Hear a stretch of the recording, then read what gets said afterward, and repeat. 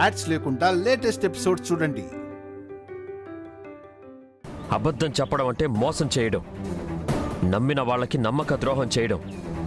అలాంటి వాళ్ళకి నా పక్కన ఎప్పుడూ ప్లేస్ ఉండదు.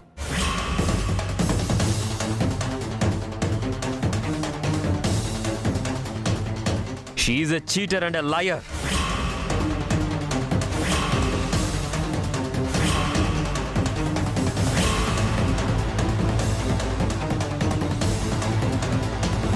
అలాంటి మోసగత్తెకి నా ఇంట్లోనే చోటు లేదంటే నా పక్కన చోటివ్వాలా? నెవర్.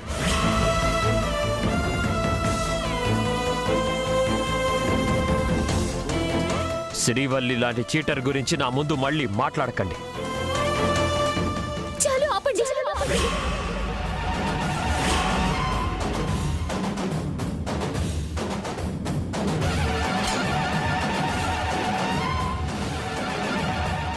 ఏం మాట్లాడుతున్నారు?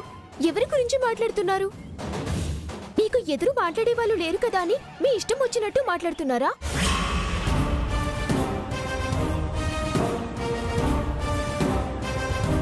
ఇదిగో అమ్మాయి, ఎవరితో మాట్లాడుతున్నావు అర్థమవుతుందా? ఎవరైతే ఏంటి, ఆయనలా మాట్లాడితే నేను ఇలాగే మాట్లాడతాను. భార్య గురించి ఆయన మాత్రం అలా మాట్లాడొచ్చా? ఏయ్ అమ్మాయి, ఏంటి ఆవేశం?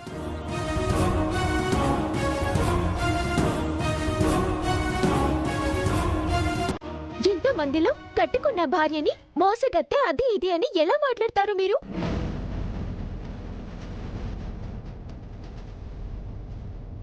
అవసరానికి అబద్ధం చెప్తే అది నేరమా?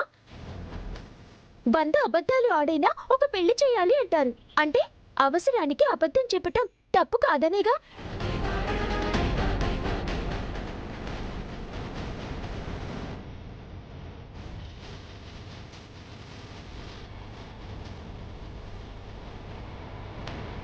You are crossing your limits.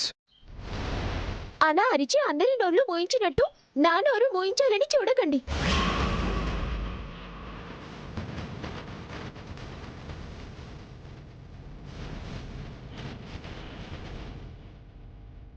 ఇదేంటి పూలకు వచ్చినట్టు ఇలా రెచ్చిపోతుంది? భార్య ఇష్టాన్ని కష్టాన్ని గౌరవించాడు కాబట్టే ఆ రాముడు దేవుడయ్యాడు. చివరికి రావణాసురుడు కూడా భార్యని బంగారంలో చూసుకున్నాడు.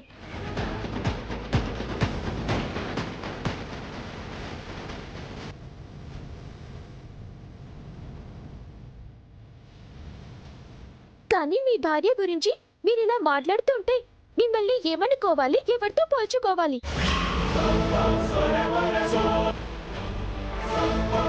అయ్యో అపర్ణ, ఆగమ్మా. మీరు ఉండండి.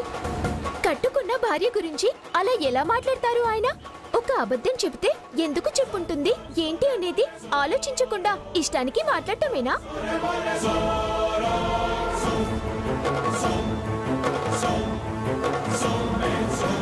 ముందు భార్యని గౌరవించటం నేర్చుకోండి. అందరూ మిమ్మల్ని అడగకుండానే గౌరవిస్తారు.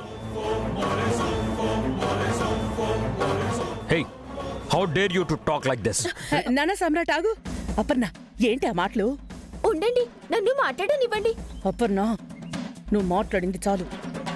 నువ్విక్కడ కేర్ టేకర్వే. అది మర్చిపోయి యజమాన్తో అలాగే నా మాట్లాడేది? సారీ సార్, మీలాంటి మంచి మనిషి మీ ఆవిడ గారి గురించి అలా మాట్లాడితే తట్టుకోలేకపోయాను సార్.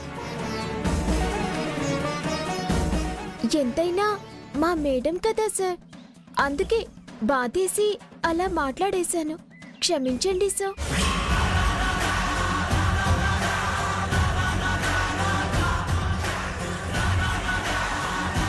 నీ ఇష్టానికి నువ్వు మాట్లాడి ఇప్పుడు క్షమించమని అడుగుతున్నావా? నేను క్షమించమంటుంది మిమ్మల్ని కాదు, సార్ని. వాడు క్షమిస్తాడు. పద పద.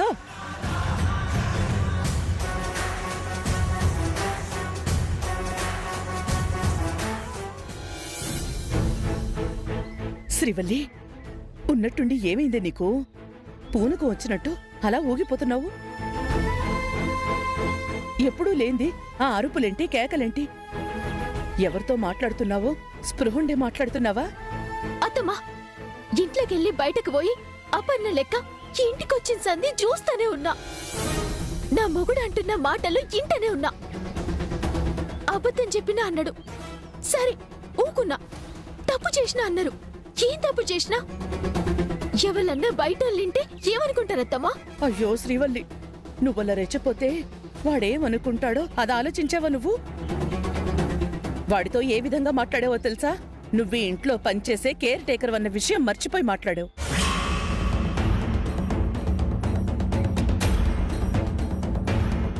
ఆయనకట్లా మాట్లాడుతుంటే నాతోటి గాలి అత్తమ్మా. బంధాన్గా చేరిన పరాయిదాన్ లెక్క ఈ ఇంట్లో ఉన్నా. నేను ఆయన పెళ్ళాన్ని, ఆయన నా మొగుడత్తమ్మా. నా ముంగట నన్నే గసవంటి మాటలు అంటుంటే కోపం ఆపుకోలేకపోయినత్తమ్మా. నువ్వు బాధపడడంలో అర్థం ఉంది, కానీ బయటపడే పరిస్థితిలో నువ్వు లేవు కదా. నువ్వు అపర్ణవి అన్న విషయం మర్చిపోయి అసలు నిజం ఎక్కడ చెప్పేస్తావోనని భయపడిపోయాను. మరి గట్ల మాట్లాడినా? అలా మాట్లాడానా అని చిన్నగా అంటున్నావేంటి? ఒక్క బూతులు తప్ప అన్నీ మాట్లాడావు.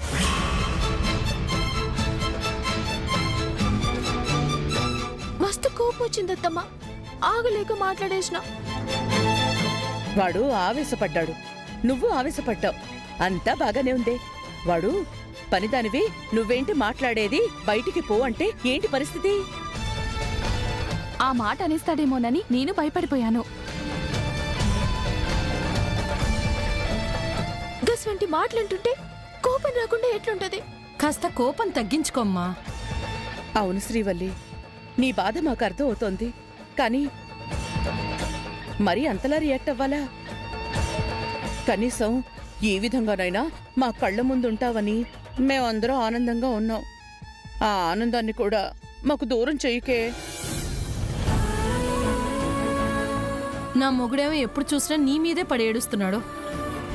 అయినా అమ్మాయితో నీ మొగుడికి ప్రాబ్లం ఏంటో నాకు అర్థం కావట్లేదు. అదేంటో తెలుసుకోవాలి. శ్రీవల్లి, కాస్త అతని దగ్గర నువ్వు జాగ్రత్తగా ఉండాలి. గట్లనే అత్తమ్మా.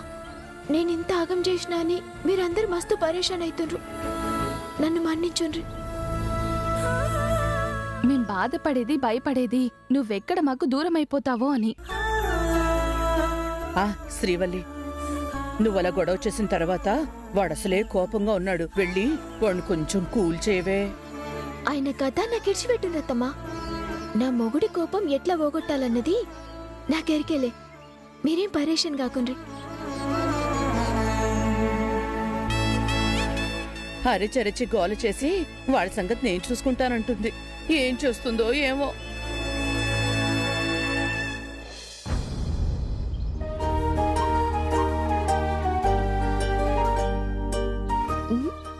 గిన్నే ఉన్నారు కదా, ఇంతలోనే ఏడికి పోయినరు. ఆగుపడకుంటే నా భర్తను చూడాలని మస్తు ఆరాటంగా ఉంటది. మాట్లాడదామంటే ధైర్యం చాలదు. మనిషిని చూసుకొనైనా ఖుషి అయిదామనుకుంటే ఏడికి పోయినరు.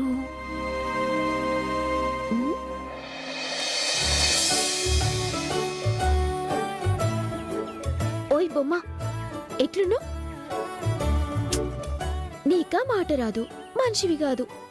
నువ్వు మంచిగానే ఉంటావులే. నన్ను చూడు ఎట్లా ఇన్నో.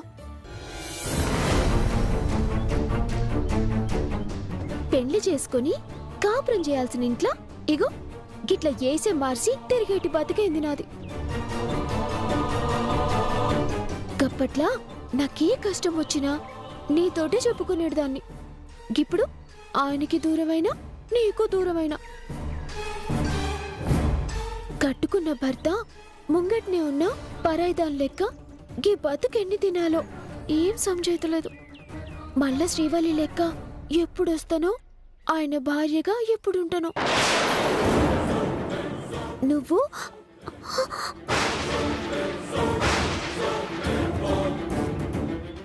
You beautiful.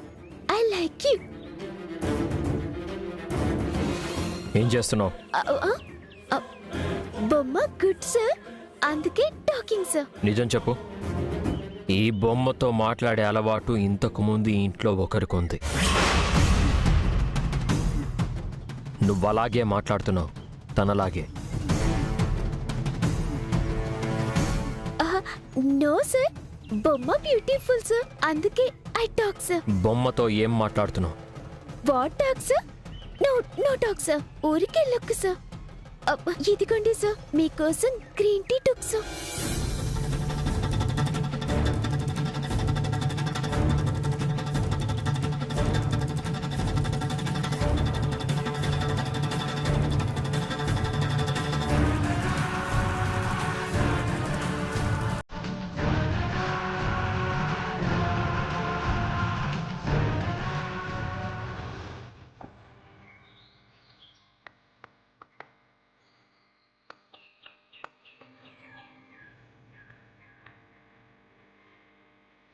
నా ఇంటి కోడలు నా కళ్ళ ముందే పని మనిషిలా పనిచేస్తుంటే ఏం చెయ్యాలో అర్థం కాక అల్లాడిపోతున్నాను.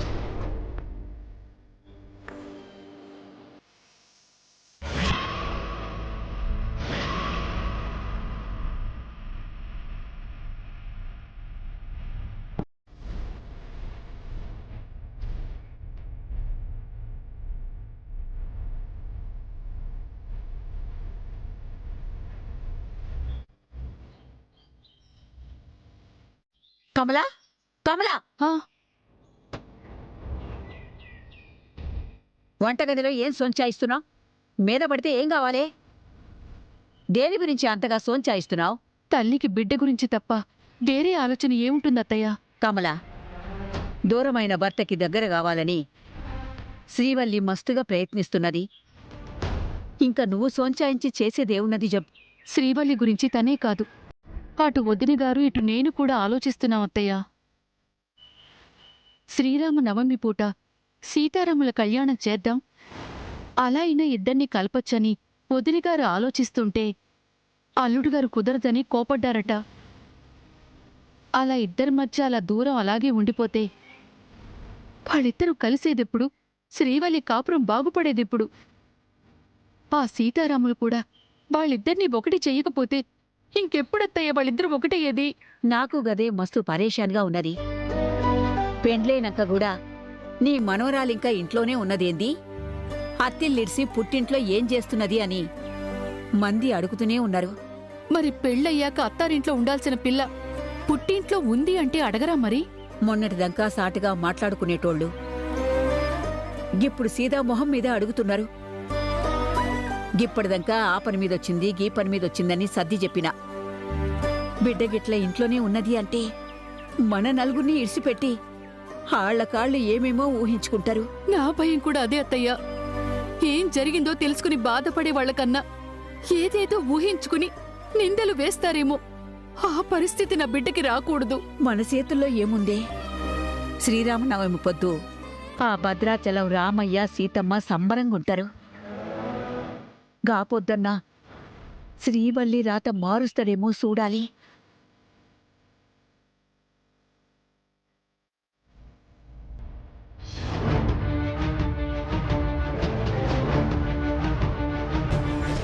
బొమ్మ గుడ్ సార్, అందుకే టాకింగ్ సార్.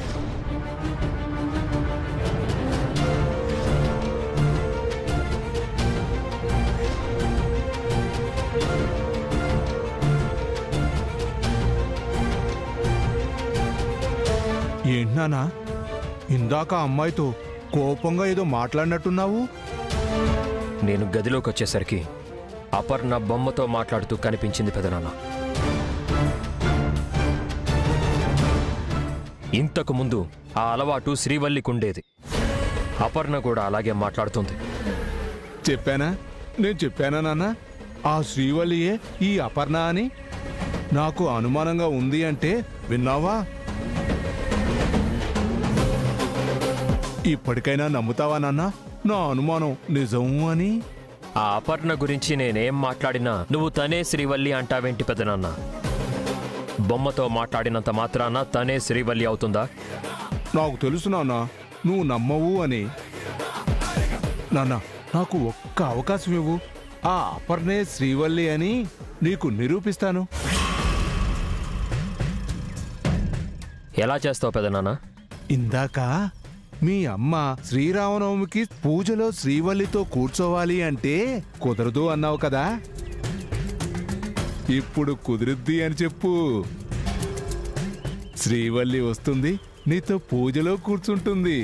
ఏంటి పెదనాన్న, తనతో పూజలో కూర్చోబెడతాను అని అమ్మతో టైఅప్ అయ్యావా? అవ్వా, నిప్పు నాన్నా, నిప్పు. ఈ నిప్పుని అనుమానించొచ్చా? నేను నిన్న పూజలో కూర్చోమంటుంది వాళ్ళిద్దరూ ఒకటే అని రుజువు చేయడానికి. నా మాట నమ్ము నాన్నా. పూజ పూర్తయ్యేలోపు నిరూపించలేకపోతే నా పేరు నిప్పు నాగరాజే కాదు.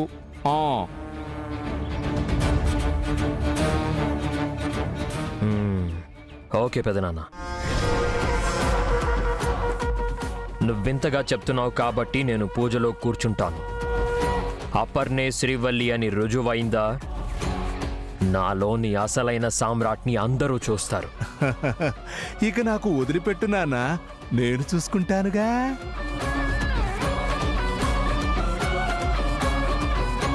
మరీ ఎదవన చేసి ఆడేసుకుంటావా అపర్ణ శ్రీవల్లి?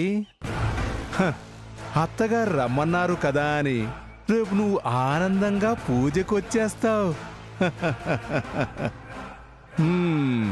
కానీ రేపటితో నీకు ఈ ఇంటికి రుణం తీరిపోయేలా నేను చేస్తాను కదా. ఇక్కడ ఏకపాత్రాభినయమే కష్టం అనుకుంటే ద్విపాత్రాభినయం ఒకటి. చెప్తా నీ సంగతి. రేపటితో నీ ఆటకి చెల్లు.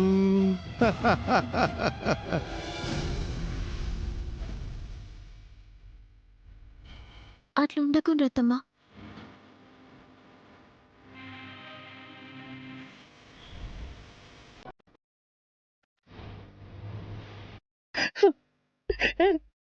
నాన్న, నేను చూసుకుంటానని చెప్పిన తర్వాత కూడా ఇంకా ఆలోచిస్తావేంటి? పదా.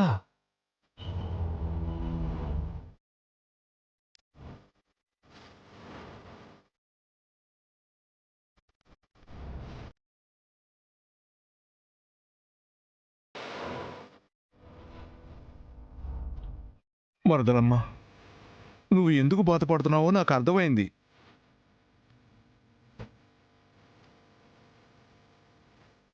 కొడుకు కోడల చేత పూజ చేయించాలనుకున్నావు, కానీ సామ్రాట్ నీ మాట వినడం లేదు, అంతే కదా?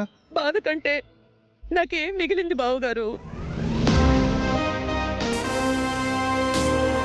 నా బిడ్డ నా మాట కాదంటుంటే ఎవరికి నా బాధ చెప్పుకోవాలి?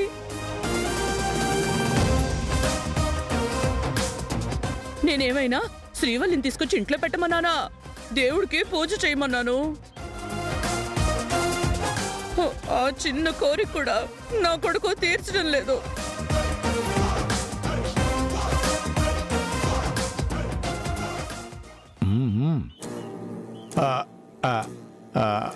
మరదలమ్మ, నీ బాధే కాదు, నా బాధ కూడా తీర్చాలనే సామ్రాట్ ఒప్పుకున్నాడు. మీకేం బాధ? నీలాగే నాకు కూడా ఇద్దరు కలిసి పూజ చేస్తే చూద్దామనుంది.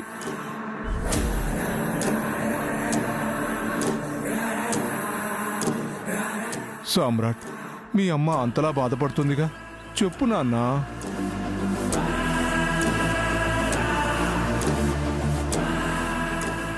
ఇప్పుడేంటమ్మా, నేను నీ కోడలతో కలిసి పూజ చెయ్యాలి, అంతే కదా?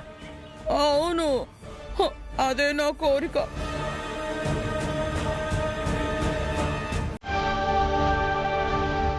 సరే అమ్మా, నీ కోడల్ని రమ్మని చెప్పు.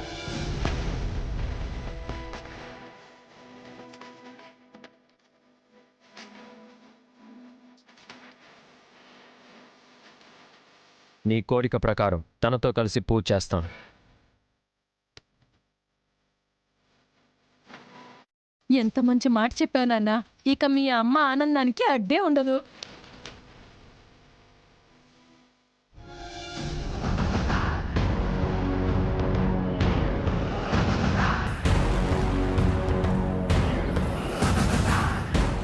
అందరితో పాటు ఈ అపర్ణ కూడా ఆనందపడుతుందంటే నా అనుమానం నిజమే. ఇది అపర్ణ కాదు, ఖచ్చితంగా శ్రీవల్లి. రేపు తనే శ్రీవల్లి అని ఎలా నిరూపించాలి? నానా, నాకు తెలుసు నానా, అమ్మ బాధపడితే నువ్వు చూడలేవని. ఇప్పుడు నాకు చాలా ఆనందంగా ఉంది నానా.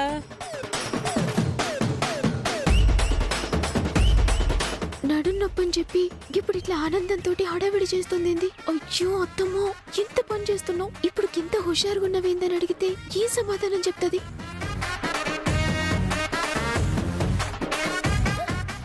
మేడం, మీకు నడుం నొప్పి, మీరెలా హడావిడి పడితే ఆ నొప్పి ఇంకా ఎక్కువ అవుతుంది మేడం. అవునవును, నా కొడుకు నా మాట కాదండు, కోడలతో కలిసి పూజ చేస్తాడన్న ఆనందంలో నా నడు నొప్పి సంగతే మర్చిపోయానే. అబ్బా, మళ్ళీ నొప్పి వచ్చేస్తుంది. నన్ను పడుకో, నాకు లైట్ గా నొప్పి ఉందిరా.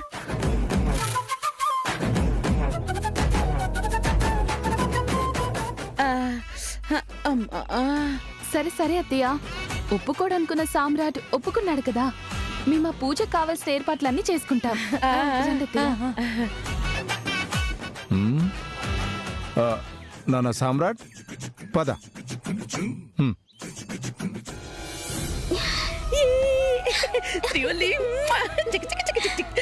సరే అత్తమ్మా, నేను పోయి వంట ఏర్పాట్లు చేస్తాను. చెయ్యి చెయ్యి చెయ్యి, వెళ్ళు వెళ్ళు. అమ్మయ్యా,